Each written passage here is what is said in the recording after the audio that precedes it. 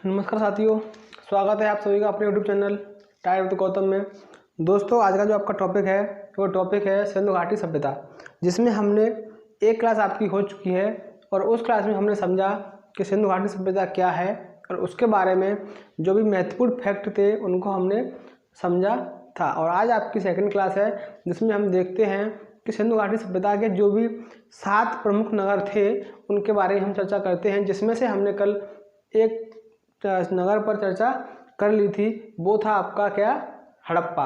और नेक्स्ट है आपका वो है मोहनजोदड़ो। तो देखिए दोस्तों, जो मोहनजोदड़ो है, मोहनजोदड़ो की स्थापना आपकी 1922 में की गई। कब? 1922 में इसकी खोज की गई, जो कि राखलदास बनर्जी के द्वारा की गई थी। किसके द्वारा?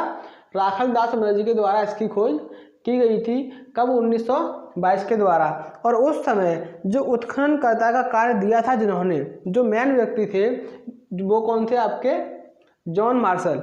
जॉन मार्शल के नेतृत्व में कार्य किया जा रहा था। और ये जो मोहनजोदड़ो है ये पाकिस्तान क्षेत्र में पड़ता है। पाकिस्तान का जो प्रांत है आपका, कौन सा? सिंधु प्रांत। जैसे मैंने आपको कल बताया था कि पाकिस्तान में एक तो आपका बलूचिस्तान का प्रांत पड़ता है, एक सिंधु प्रांत पड़ता है और एक पंजाब प्रांत पड़ता है। ये 3 प्रांत कहाँ पड़ते हैं? पाकिस्तान के अंदर, जिसमें से सिंधु प्रांत के अंदर, सिंधु प्रांत में आपका जो मोहनजोदड़ो है वो स्थित है। और मोहनजोदड़ो सिंधु घाटी, वो जो सिंधु नदी है आपकी, कौन सी? सिंधु नदी है। सिंधु नदी के दाएं तट पर स्थित है। कहाँ? सिंधु नदी के दाएं तट पर स्थित है। मोहनजोदड़ो के अन्य और भी नाम हैं, जैसे कि हम जानते हैं मृतकों का टीला और स्तूपों का शहर। क्या ये आपके हैं उपनाम? उपनाम कौन कौन से? एक तो मृतकों का टीला और स्तूपों का शहर, ये उपनाम है इसके। अच्छा, मोहनजोदड़ो से जो हमें साक्ष्य प्राप्त हुए हैं, वो साक्ष्य प्राप्त हुए हैं आपके, एक तो सूती वस्त्र, कौन से? सूती वस्त्र। दूसरा आपका राजपथ। राजपथ का मेन मुद्दा ये है कि इस तरह से एक मेन सड़क होती थी, इस तरह से एक मेन सड़क, और उसकी जो गलियां हैं वो गलियां इसमें आकर ऐड हो जाती थी। जैसे एक मेन गली होती है तो इसको हम बोलते हैं क्या? राजपथ। क्या बोलते हैं? राजपथ। अच्छा, उसके बाद जो महत्वपूर्ण साक्ष्य मिला है स्नानागार का, कौन सा? स्नानागार। स्नानागार एक सार्वजनिक स्थल था। स्नानागार एक सार्वजनिक स्थल था। किसका? मोहनजोदड़ो का। और स्नानागार में जो भी गांव के लोग होते थे वो सब लोग स्नान करने आते थे। और स्नानागार देखिए इस तरह से बना हुआ था आपका स्नानागार, और इसकी जो सीढ़ियाँ थीं वो इस तरह से बनी हुई थी। कैसे? इस तरह से। यानी कि अगर पूछता है कि स्नानागार की सीढ़ियाँ किस दिशा में बनी थी, तो उत्तर और दक्षिण, उत्तर और दक्षिण, उत्तर और दक्षिण दिशा में स्नानागार की सीढ़ियाँ जो थीं वो बनी हुई थी। और स्नानागार के पास में आपका आवास भी बना हुआ था। क्या? आवास, जिससे कि जो भी लोग आते थे वो वहाँ ठहर सकें। तो पुरोहित आवास, क्या? पुरोहित आवास भी बने हुए थे कि जो पुरोहित लोग थे वो वहाँ पर रुकते थे। और वहीं पर आपका पुरोहित विद्यालय भी बना हुआ था, जिसमें पुरोहित लोग क्या करते थे? अपनी शिक्षा को ग्रहण करते थे। पुरोहित का विद्यालय, ये है आपका पुरोहितों का विद्यालय, जिसके अंदर आपके 78 कमरे थे। कितने? 78 कमरे थे। किसमें? पुरोहितों के विद्यालय में। उसके बाद नेक्स्ट है आपका चनुदड़ो। कौन सा? जो चनुदड़ो शहर नगर था आपका, इसकी जो खोज की गई 1931 में। कब? 1931 में। और गोपाल दास मजूमदार के द्वारा इसकी खोज की गई, जिसको हम औद्योगिक नगर के नाम से भी जानते हैं। किसके नाम से? जिसको हम औद्योगिक नगर के नाम से भी जानते हैं। किसे? चनुदड़ो को। इसकी स्थापना, आपकी खोज 1931 में गोपाल दास मजूमदार के द्वारा की गई। और देखिए, चनुदड़ो एक ऐसा नगर है जिसकी किलेबंदी नहीं हुई थी। क्या? जिसकी किलेबंदी नहीं हुई थी। और जो 6 शहर थे, जैसे हड़प्पा है, चनुदड़ो है, कालीबंगा है, लोथल है, इन जो नगर थे इनकी किलेबंदी हो चुकी थी। लेकिन आपका जो ये चनुदड़ो है इसकी किलेबंदी नहीं हुई थी। किलेबंदी का मतलब ये होता है, जैसे कि ये आपका हो गया नगर, ये आपका हो गया नगर, और पूरे नगर को कवर करने के लिए एक दीवार खींची जाती थी। यानी कि उसको कवर करने के लिए किसी एक बाउंड्री लगाई जाती थी, जिसे आप बाउंड्री कह सकते हैं, चाहे वो मिट्टी की या ईंटों की, लेकिन उस समय सिर्फ मिट्टी की बाउंड्री खींची जाती थी। तो ये क्या है, किलेबंदी। तो मात्र एक ऐसा शहर है जो नगर है चरमगढ़ जिसकी किलेबंदी नहीं हुई, जिसकी किलेबंदी नहीं हुई। और यहाँ से जो आपको साक्ष्य मिले हैं वो जो कि अभी जो आज वर्तमान में जो श्रृंगार के जो भी आपके जो भी चीज़ें हैं श्रृंगार की, और वो चीज़ें आपकी उस समय भी थी। जैसे कि उस समय जो साक्ष्य मिले हमको, वो साक्ष्य मिले हैं लिपस्टिक के, पाउडर के, काजल के, कंघी के, यानी कि इस तरह के जो श्रृंगार की चीज़ें थीं उन सब चीज़ों के भी आपके हमको क्या मिले हैं, साक्ष्य मिले हैं। और वहीं पर वर्गाकार ईंटें भी मिली हैं। कैसी, वर्गाकार ईंटें, यानी कि बिल्कुल चारों तरफ से बराबर ईंटें होती थीं, वर्गाकार ईंटें। और कुत्ते द्वारा बिल्ली का पीछा करना, ये बहुत महत्वपूर्ण है कि कुत्ते द्वारा बिल्ली का पीछा करना किस जगह से साक्ष्य मिले हैं। तो वो कहाँ से मिले हैं हमको, चरमगढ़ से। कहाँ से, चरमगढ़ से। और इस संस्कृति को हम झूकर झाकर संस्कृति के नाम से भी जानते हैं। और झूकर झाकर संस्कृति जो कहते हैं हम, वो किसे कहते हैं, ताम्रपाषाण काल को। तो ताम्रपाषाण काल के जो कुछ पॉइंट थे वो पॉइंट आपके इसमें शामिल हैं, इसीलिए हम इसे झूमर झाकर संस्कृति के नाम से भी जानते हैं।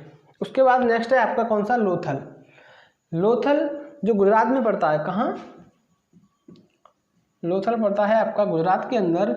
लोथल एक बंदरगाह है जो सिंधु घाटी सभ्यता का पहला बंदरगाह, यानी कि सिंधु घाटी सभ्यता का मात्र एक बंदरगाह, वो कौन सा है आपका, लोथल। लोथल की जो खोज हुई 1955 और 56 के अंदर रंगनाथ राव के द्वारा। किसके द्वारा, रंगनाथ राव के द्वारा इसकी खोज हुई। और ये एकमात्र बंदरगाह है, एकमात्र बंदरगाह है लोथल सिंधु घाटी सभ्यता का। और कोई भी नगर पर आपका बंदरगाह नहीं था, सिर्फ लोथल ही एक बंदरगाह था। ये काफ़ी महत्वपूर्ण है। ये क्वेश्चन अगर उठता है इस तरह से तो 100% ये क्वेश्चन लिया जाता है। बहुत ज़्यादा पूछा गया क्वेश्चन है कि सिंधु घाटी सभ्यता का एकमात्र बंदरगाह कौन सा था, तो कौन सा है आपका, लोथल। अच्छा, लोथल से जो हमको साक्ष्य मिले हैं वो किसके मिले हैं, मोहरें। जो मोहरें मिली हैं तो मोहरों का जो उपयोग था, वो उपयोग ये था जैसे कि अभी वर्तमान में जो वकील लोग होते हैं वो मोहर स्टाम्प को लेकर स्टाम्प लगाते हैं, उस तरह से ही हम मोहर को लेकर मोहर से स्टाम्प लगाते थे, यानी कि मोहर को ही हम स्टाम्प के रूप में प्रयोग करते थे। ठीक है। उसके बाद यहाँ से हमको धान की भूसी, किसकी, धान की भूसी के साक्ष्य भी मिले हैं, जिससे हम कह सकते हैं कि उस समय के मानव ने कृषि पर बल दिया और कृषि को अपनी एक आर्थिक स्थिति को सुधार करने के लिए उपयोग किया। किसका, कृषि का। उसके बाद नेक्स्ट है आपका धौलावीरा। जो धौलावीरा की खोज हुई आपकी 1990-91 में, जो कि रविंद्रनाथ बिष्ट के द्वारा की गई। और यहाँ से हमको साक्ष्य मिलते हैं किसके, स्टेडियम के साक्ष्य मिलते हैं। इससे हमको ये मालूम पड़ता है कि उस समय का मानव अपने मनोरंजन के लिए कुछ खेलों को खेलता था जो कि स्टेडियम में खेले जाते थे। तो यहाँ से मनोरंजन के साक्ष्य भी मिलते हैं। यहाँ से क्वेश्चन पूछ सकता है कि स्टेडियम के साक्ष्य कहाँ से मिले हैं, तो कहाँ से, धौलावीरा से। या ये पूछ सकता है कि मनोरंजन के साक्ष्य कहाँ से मिले हैं, तो धौलावीरा से।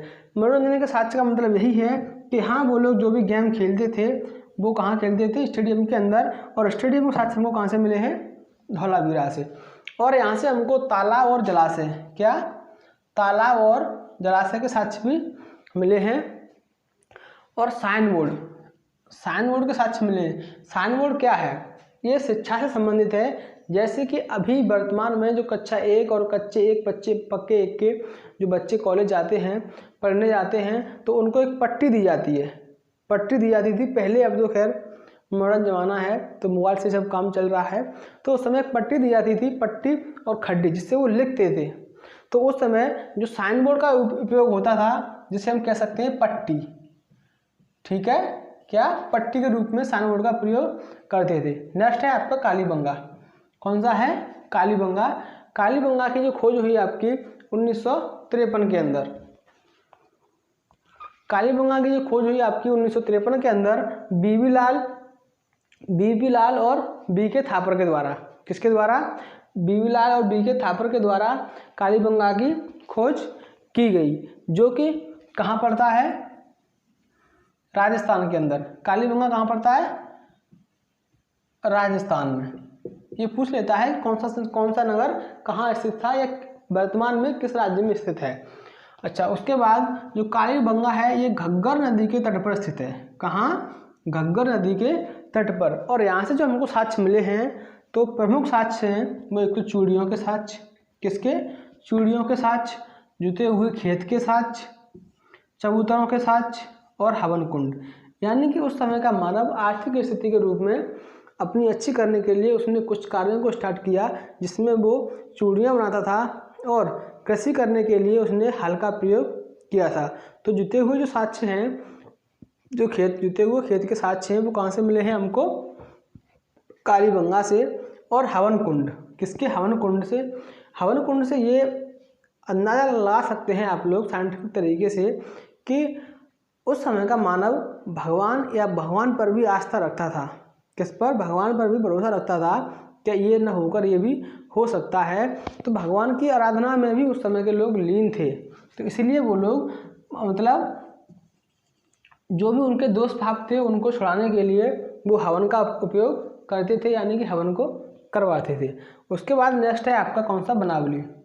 कौन सा है? बनावली। और बनावली की जो खोज हुई आपकी 1774 ईस्वी में। कब? 1774 ईस्वी में रविंद्रनाथ बिष्ट के द्वारा। किसके द्वारा? रविंद्रनाथ बिष्ट के द्वारा। और बनावली आपका कहाँ पड़ता है? हरियाणा के अंदर। कहाँ?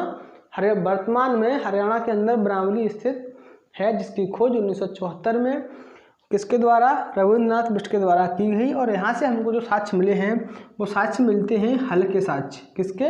हल। जुते हुए खेत कालीबंगा और हल कहाँ से? बनावली से। और अच्छी किस्म के चावल।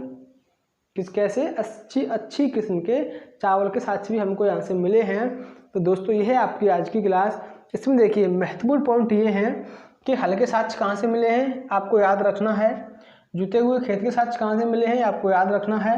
उसके बाद में चूड़ियों के साक्ष्य, और उसके बाद में ये आपका स्टेडियम के साक्ष्य कहाँ से मिले हैं ये आपको याद रखना है। और उसके बाद में ये कुत्ता द्वारा बिल्ली का पीछा किया गया है, ये किस नगर में किया गया है या कहाँ से इसके साक्ष्य आपको मिले हैं। और उसके बाद स्नानागार, ये बहुत महत्वपूर्ण है कि स्नानागार के साक्ष्य आपको कहाँ से मिले हैं। ये काफ़ी महत्वपूर्ण है कि स्नानागार के साक्ष्य आपको कहाँ से मिले हैं। तो ये दोस्तों आज का आपका जो भी सिंधु घाटी सभ्यता थी आपकी, उसमें 2 क्लास हो चुकी हैं। पहली क्लास में समझा हमने कि सिंधु घाटी सभ्यता क्या है, कितने क्षेत्र में है, कहाँ कहाँ स्थित थी, तो इसको हमने समझा। और आज हमने ये देखा कि सिंधु घाटी सभ्यता के जो प्रमुख नगर थे, जो आपके 7 नगर थे, उन पर हमने चर्चा की।